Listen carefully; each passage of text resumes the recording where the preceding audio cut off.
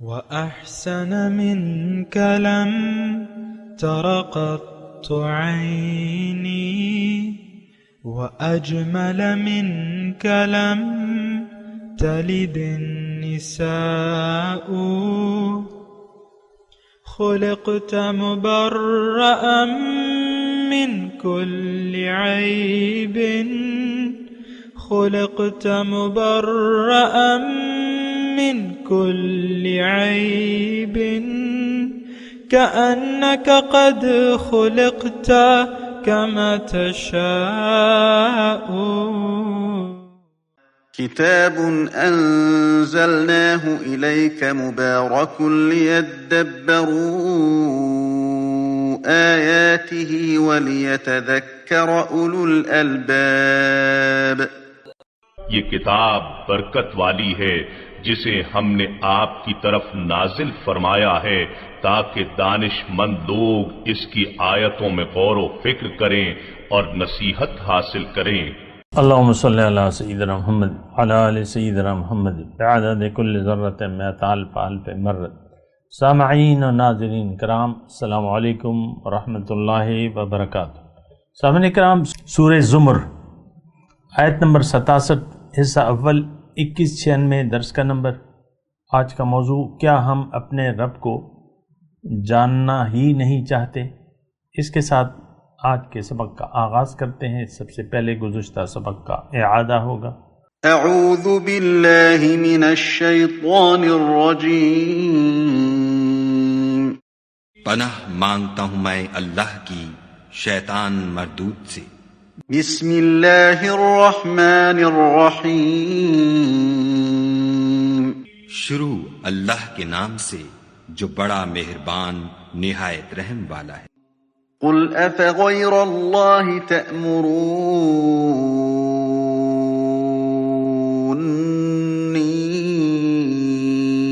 اعبد ایہا الجاہلون. کہہ دو کہ اے نادانو، تم مجھ سے یہ کہتے ہو کہ میں غیر خدا کی پرستش کرنے لگوں. وَلَقَدْ أُوحِيَ إِلَيْكَ وَإِلَى الَّذِينَ مِن قَبْلِكَ لَئِنْ أَشْرَكْتَ لَيَحْبَطَنَّ عَمَلُكَ وَلَتَكُونَنَّ مِنَ الْخَاسِرِينَ. اور اے محمد صلی اللہ علیہ وآلہ وسلم، تمہاری طرف اور ان پیغمبروں کی طرف جو تم سے پہلے ہو چکے ہیں یہی وحی بھیجی گئی ہے کہ اگر تم نے شرک کیا تو تمہارے عمل برباد ہو جائیں گے اور تم زیاں کاروں میں ہو جاؤ گے. بل اللہ فاعبد وکن من الشاکرین. بلکہ خدا ہی کی عبادت کرو اور شکر گزاروں میں ہو. سامعین کرام، سورہ زمر آیت نمبر 67. وما قدر اللہ حق قدرہ، اور انہوں نے اللہ کی قدر نہ کی جیسے کہ اس کی قدر کرنے کا حق ہے. والارض جميعا قبضته والارض جميعا قبضته یوم القیامہ، اور یہ زمین قیامت کے دن سب اس کی مٹھی میں ہوگی. والسماوات مطویات بیمینہ، اور آسمان اس کے دائیں ہاتھ میں لپٹے ہوئے ہوں گے.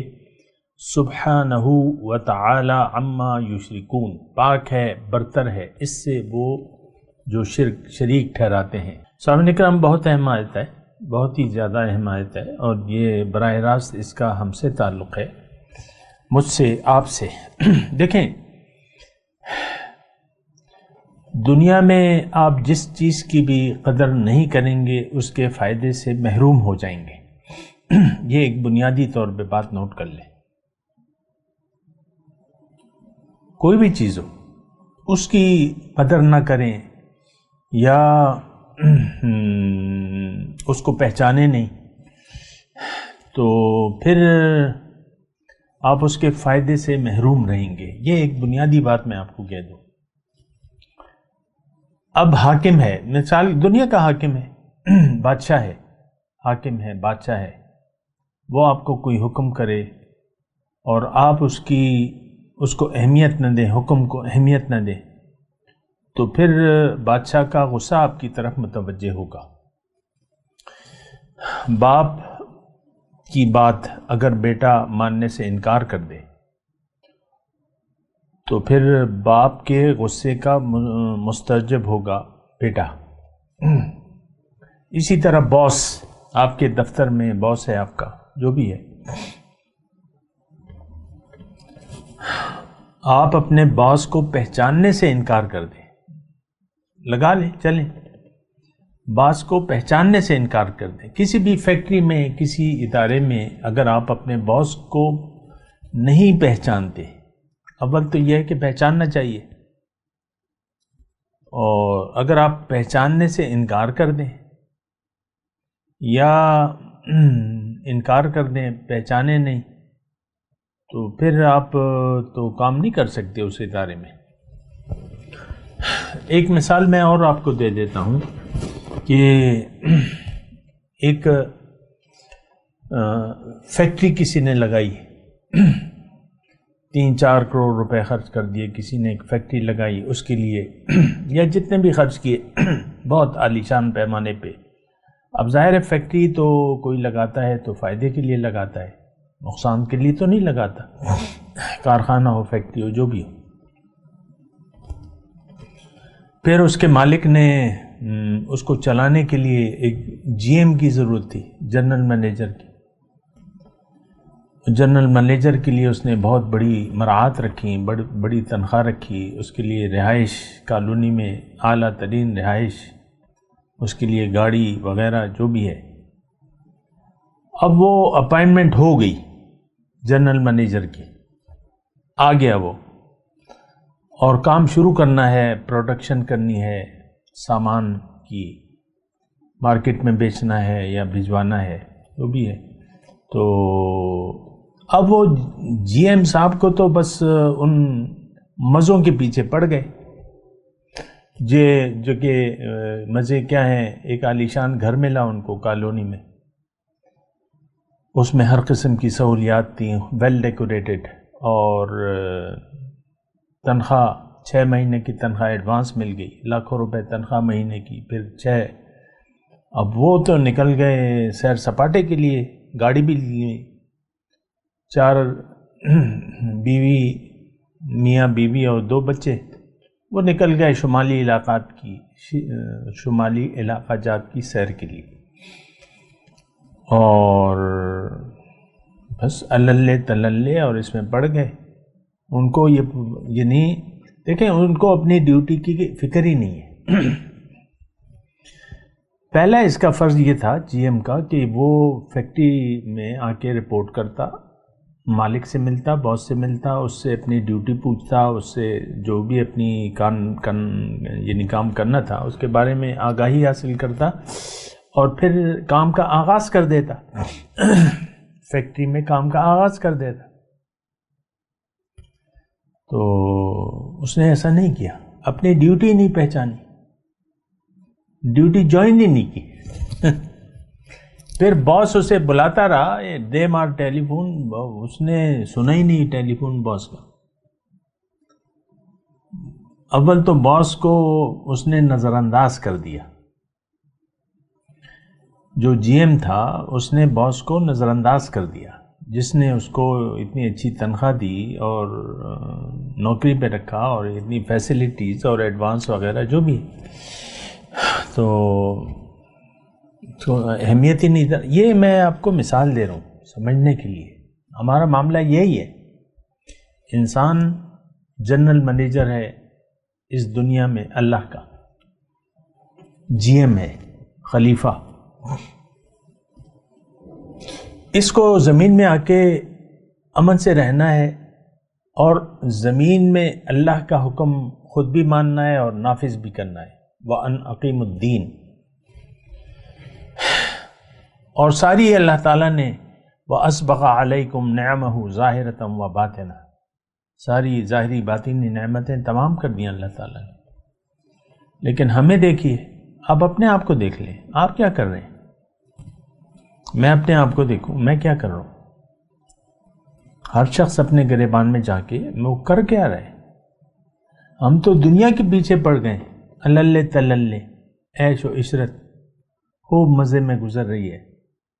بس موجیں لگی ہوئی ہیں، دکان چل رہی ہے، نوکری ہو رہی ہے، لاکھوں روپے مل رہے ہیں، بس بیوی بچے، بس، اور یہ کھابے اور یہ پہناوے اور یہ رہائشی انداز اور یہ اور وہ، ہم تو مست ہیں، اپنی دنیا میں مست ہیں۔ دیکھیں اس بات پہ غور کریں نا، اللہ کو ہم نے کیا حیثیت دی ہے، دیکھنا یہ ہے۔ آج کا سبق تو یہی ہے کہ انہوں نے تو اللہ تعالیٰ کو پہچاننے سے انکار کر دیا۔ سب سے پہلا رابطہ تو ہمیں اللہ سے کرنا چاہیے تھا۔ اے اللہ، تو نے مجھے بھجوایا، بچپن چلو گزر گیا، اب میں جوان ہو گیا ہوں، مجھ پہ اب ذمہ داری ہے، مجھے بتائیے میں نے کیا کرنا ہے، کس لیے جینا ہے، کرنا کیا ہے، زندگی کیسے گزارنی ہے، یہ ہم کر رہے ہیں۔ اللہ سے کوئی رابطہ ہے ہمارا؟ اللہ سے ہم نے کوئی رابطہ کیا ہے کسی کے ذریعے؟ دیکھیں ذرائع ہیں، اللہ تعالیٰ تو کی شان بڑی اونچی ہے، سبحانہ، پاک ہے وہ کہ ہم اس سے رابطہ کر سکیں، اتنی ہماری وہ نہیں ہے۔ چنسبت خاک را با عالم پاک، مٹی اور نور میں تو کوئی وہ نہیں ہے تناسب۔ ہاں رابطے کے ذریعے ہیں، اللہ کے رسول ہیں، اللہ کی کتاب ہے۔ کیا اللہ کی کتاب کو ہم نے حضر جاں بنا لیا ہے؟ کیا اللہ کے رسول کے فرمودات کو ہم نے کان لگا کے سنا ہے؟ آج موجودہ وقت میں 2022 کی میں بات کر رہا ہوں، کیا کسی اللہ کے بندے کو ہم نے تلاش کیا ہے، اس سے پوچھا ہے کہ بھئی میں اب جوان ہو گیا ہوں، مجھے آگے گائیڈ کرو، تم اللہ کے بندے ہو، اللہ کے خلیفہ ہو، مجھے آگے گائیڈ کرو، میں نے کرنا کیا ہے؟ کیا ہم نے ضرورت محسوس کی ہے؟ دیکھیں ہم ہر چیز سے بے نیاز ہو کر یہ زندگی گزار رہے ہیں۔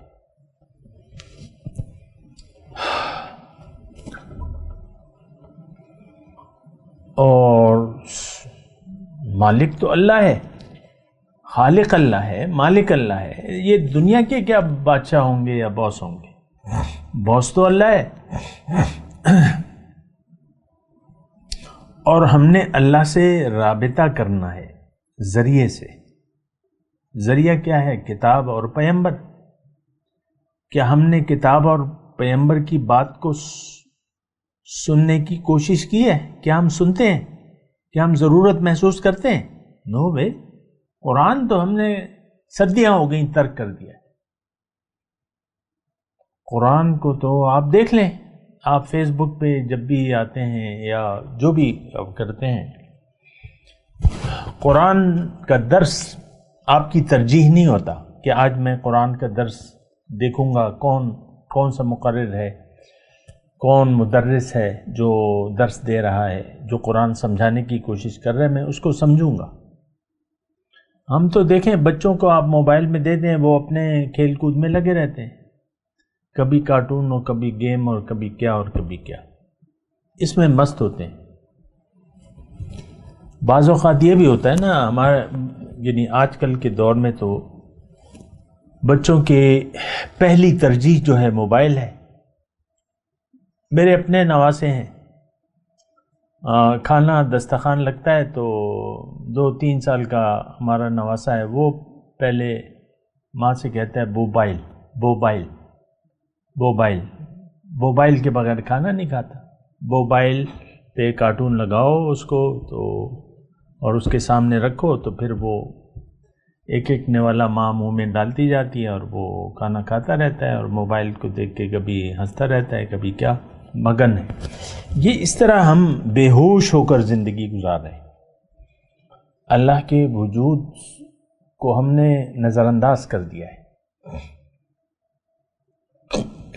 دیکھیں اللہ کا وجود تو ہے، اور سب سے اصلی حقیقت تو اللہ کی ذات ہے، اللہ کا وجود ہے، ہر چیز اس کے علم میں ہے۔ میں بھی اس کا بندہ ہوں، آپ بھی اس کے بندے ہیں یا بندی ہیں، تو ہمیں وہ دیکھ رہا ہے اور ہمارے انتظار میں ہے۔ یہ بات بھی نوٹ کر لیں، ان ربک لبالمرصاد، اللہ تعالیٰ طاق میں ہے، ہمارے انتظار میں ہے، کب یہ بندہ میرے پاس آئے گا، کب یہ توبہ کرے گا، کب یہ رجوع کرے گا۔ وَأَنِيبُوا إِلَىٰ رَبِّكُمْ وَأَسْلِمُوا لَهُ، اسی سورہ زمر میں ہم پڑھ چکے ہیں، اپنے رب کی طرف رجوع کر لو، لوٹ آؤ اپنے رب کی طرف اور اس کے حکم کے سامنے سر جھکا دو۔ میرا دیکھیں جی نہیں چاہ رہا کہ میں آگے بڑھوں، یہاں پر آپ ٹھہریں اس آیت پر، آیت نمبر 67، ما قدر اللہ حق قدرہ، یہ گلہ ہے اللہ کا، انہوں نے تو مجھے پہچانا ہی نہیں، میری شان کو نہ جانا، میری قدر ہی نہیں کر رہے یہ۔ 360 بت رکھے ہوئے ہیں جناب مشرکین مکہ نے خانہ کعبہ میں لیکن وہ تو تھے، ہمارے تو اس سے زیادہ ہیں، ہمارے خانہ دل میں، یہ دل بھی اللہ کا کعبہ ہے، اللہ کا گھر ہے، یعنی اس کی صلاحیت رکھتی ہے۔ قلب المومن عرش اللہ تعالی، مومن کا قلب اللہ کا عرش ہے۔ تو ہمیں تو دیکھیں، ہمیں کیا پرواہ ہے اللہ کی، کیا اللہ کی باتوں پہ ہمیں یقین ہے؟ نہیں، قرآن پہ ہمارا یقین نہیں ہے۔ اللہ سے لڑائی، میں دیکھیں بعض باتیں کہتا ہوں سوچنے کے لیے، اللہ سے لڑائی ہم نے مول لے رکھی ہے، سودی نظام جو ہے اس ملک میں جاری و ساری ہے حکومتی سطح پہ، اور لوگ بڑے خوش ہیں، ساری عمر کی کمائی پینشن جب ملتی ہے جتنی بھی ہوتی ہے وہ سودی اکاؤنٹ میں رکھ کر بس بے فکر ہوتے ہیں، اب اماؤنٹ بھی سیف رہے گی اور سود بھی ملتا رہے گا اور ہماری گزارا ہوتا رہے گا، اسی پر اب گزارا کریں گے۔ اب یعنی یہ ذہن ہے ہم لوگوں کا، اللہ کا کیا حکم ہے اس کی ہمیں کوئی پرواہ نہیں ہے۔ اللہ ما قدر اللہ حق قدرہ، انہوں نے تو اللہ کی قدر کو پہچانا ہی نہیں۔ اللہ اس وقت ہمارے ساتھ ہے، یعنی اللہ، ہم اللہ کی نظر میں ہیں، وہ ہمیں دیکھ رہا ہے، ہماری باتیں سن رہا ہے۔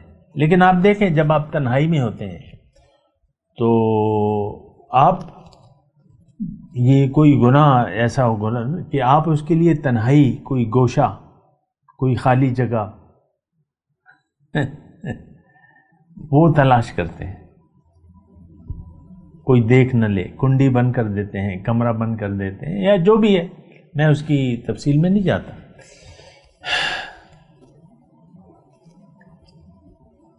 تو ہمیں اس بات کا احساس نہیں ہے کہ اللہ، دیکھیں اللہ کا وجود ایک حقیقت ہے، یہ ہم جو ہیں، ہماری زندگی تو ایک خواب و خیال ہے، جو بھی ہم زندگی گزار رہے ہیں، یہ مادی زندگی، یہ تو خواب و خیال ہے، ایک امتحان ہے اس میں ہماری روح کا، اور ایک امتحان میں اللہ تعالیٰ نے ہمیں رکھا ہے، کوئی اچھے نتائج کے لیے، برے نفائدے کے لیے۔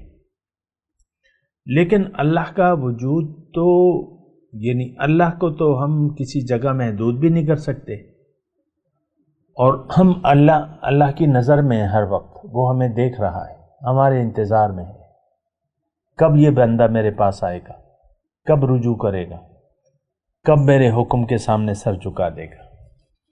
مسئلہ تو یہی ہے، سارا مسئلہ تو بندگی کا ہے، سارا مسئلہ تو سر جھکانے کا ہے۔ وما قدر اللہ حق قدر، انہوں نے تو اللہ کی قدر ہی نہیں کی جیسا کہ حق تھا قدر کا۔ دیکھیں ایک بات اس میں ضمنی طور پہ میں کہوں کہ حق پہچاننے کے لیے ضروری ہے کہ آپ اپنے رب کو رب کو پہچانے. دنیا میں بھی آپ دیکھ لیں کہ مثال کے طور پہ وہی میں اپنی پرانی مثال جو میں نے آپ کو دی تھی جی ایم والی، وہ جی ایم جب اس کو لیٹر ملتا ہے اپوائنٹمنٹ لیٹر، تو وہ اس جو تاریخ جس پہ بلائی جاتی ہے وہ اس پہ حاضر ہو جاتا ہے. سب سے پہلے جاتا ہے وہ باس کے پاس، پوچھتا ہے باس کہاں ہے، باس کہاں ہے، باس کہاں ہے، دفتر کہاں ہے، کہاں بیٹھا ہوا ہے. ایسا ہوتا ہے کہ نہیں؟ ہونا چاہیے. باس کو پوچھنا چاہیے، باس کو رپورٹ کرنا چاہیے جس نے رکھا ہے. تو باس کے پاس جانا پہلی ضرورت ہے، باس کو پہچاننا اور اس کے خدمت میں حاضر ہو جانا. ہم تو اللہ کی خدمت میں حاضر ہونے کے لیے تیار نہیں ہیں. دعائے قنوت ہم پڑھتے ہیں نا، بڑی اچھی دعا ہے. اللہم انا نستعینک ونستغفرک. یہ ایک رپورٹ ہے اللہ کو جو ہم ہر روز پیش کرتے ہیں، جو مومن پیش کرتے ہیں. ہم تو ہماری عوام کی جو رپورٹ ہے، یعنی جو دعائے قنوت ہے، وہ تو سارا جھوٹ بولتے ہیں عوام. کوئی ایک لفظ سچ نہیں ہے ہم جو دعائے قنوت پڑھتے ہیں، سارا جھوٹ، ساری گپ. لیکن جو مومن ہے وہ کہتا ہے اللہم انا نستعینک ونستغفرک ونؤمن بک. اے اللہ تعالیٰ میں تجھی سے مدد مانگتا ہوں اور تجھ سے معافی مانگتا ہوں، معافی کا طلبگار ہوں، اور میرا تجھ پر یقین ہے کیونکہ تیرے سوا کوئی معبود ہے نہیں. اے اللہ تعالیٰ میں صرف تیری بندگی کرتا ہوں. ذرا غور کرتے جائیں.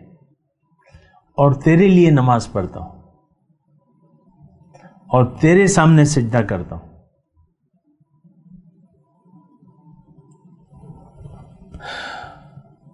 اللہم ایاک نعبد ولک نصلی ونسجد والیک نسعی. تیری طرف میں دوڑتا ہوں، میری دوڑ تو تیری طرف ہے.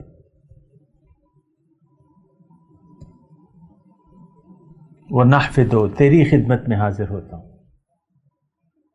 وَلَكَ نُصَلِّي وَنَسْعَى وَنَحْفِظُ وَنَرْجُو رَحْمَتَكَ، اور تیری رحمت کے میں امیدوار ہوں اور میں تیرے عذاب سے ڈرتا ہوں. بے شک تیرا عذاب جو ناشکر ہیں ان کو ملے گا. تو یہ یعنی نحفظ، ہم تیری خدمت میں حاضر ہوتے ہیں. ہر روز ہم رات کو سونے سے پہلے جو نماز پڑھتے وتر کی، اس میں عظیم الشان معاہدہ دہراتے ہیں. ہم کیا پڑھتے ہیں؟ بعض لوگوں کو تو دعائے قنوت تک نہیں آتی. یہ تو مجھے یاد نہیں ہے، پھر مفتیان سے پوچھتے ہیں، وہ کہتے ہیں چلو کوئی دعا اور پڑھ لو، لیکن اس کو یاد کرو. مفتیان یہ کہتے ہیں. تو اور اگر کوئی پڑھتا بھی ہے تو میں تو آپ کہہ رہا ہوں ہم سب جھوٹے ہیں. من حیث القوم، ہم جھوٹ بول رہے ہیں. ہماری زندگی کی بنیاد جو ہے جھوٹ پر ہے. ہماری نماز جھوٹ ہے. جب آپ پہلی تکبیر لگاتے ہیں تو سب سے بڑا جھوٹ وہی ہے، تکبیر تحریمہ جو فرض ہے. اللہ اکبر بہت بڑا جھوٹ ہے جو آپ بولتے ہیں. آپ نے تو اپنے نفس کو بڑا کر دیا ہے. میں آپ پر حاوی ہے. آپ تو میں کے لیے زندگی گزار رہے ہیں، آپ تو ظاہر کے لیے زندگی گزار رہے ہیں.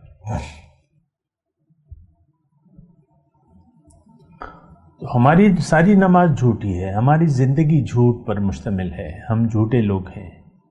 ہم سچ بولنے کے لیے تیار بھی نہیں ہیں. یہ دیکھیں میں اتنی تقریر کر رہا ہوں نا، اور لیکن ہم سچ بولنے کے لیے ہم تیار نہیں ہیں.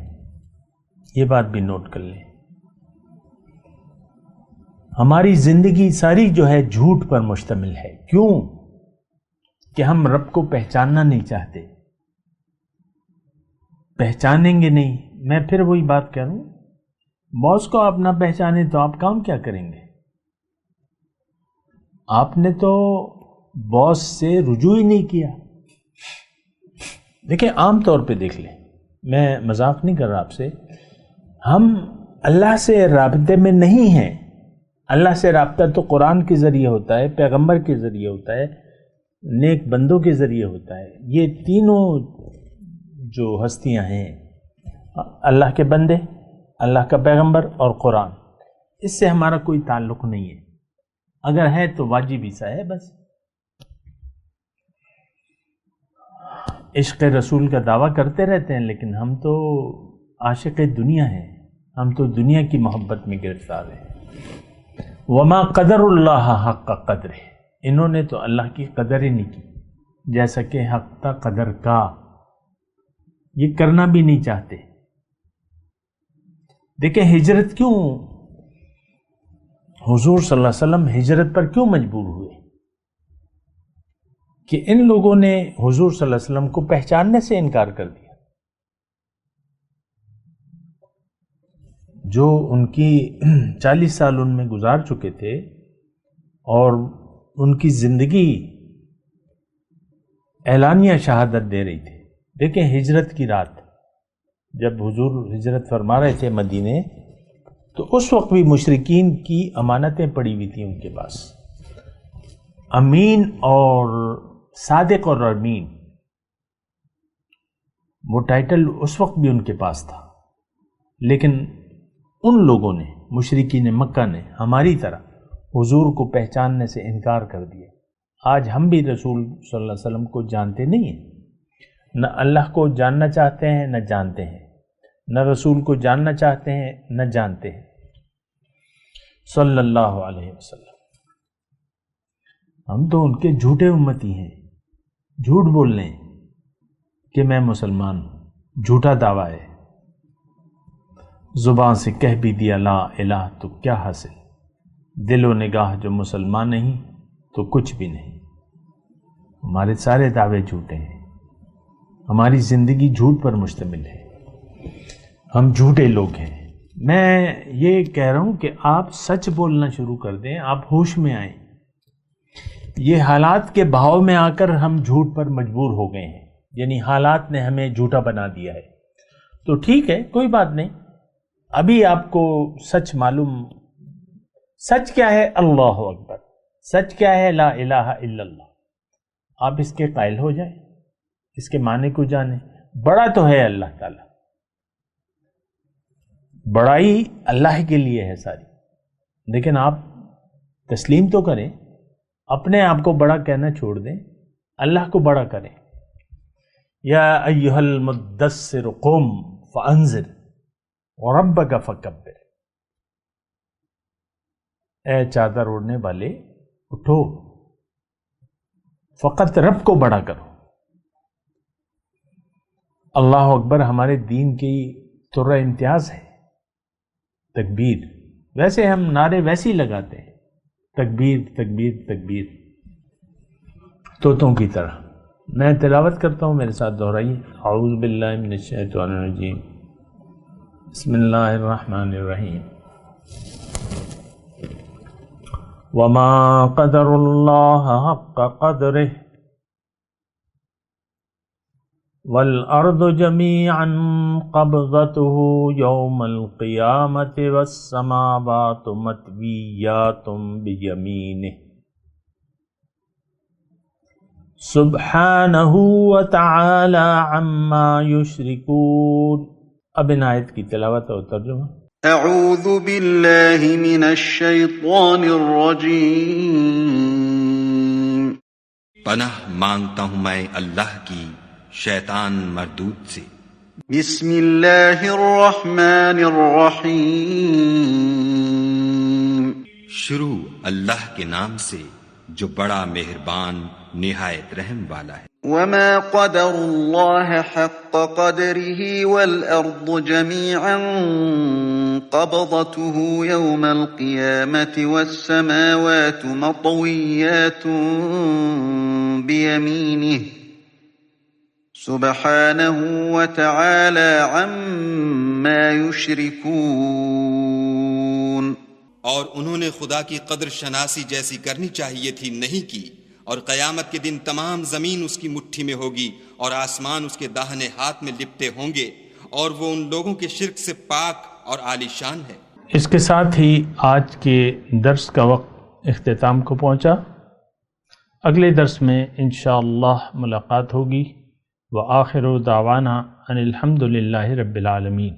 مولاي صل وسلم دائما ابدا على حبيبك خير الخلق كلهم۔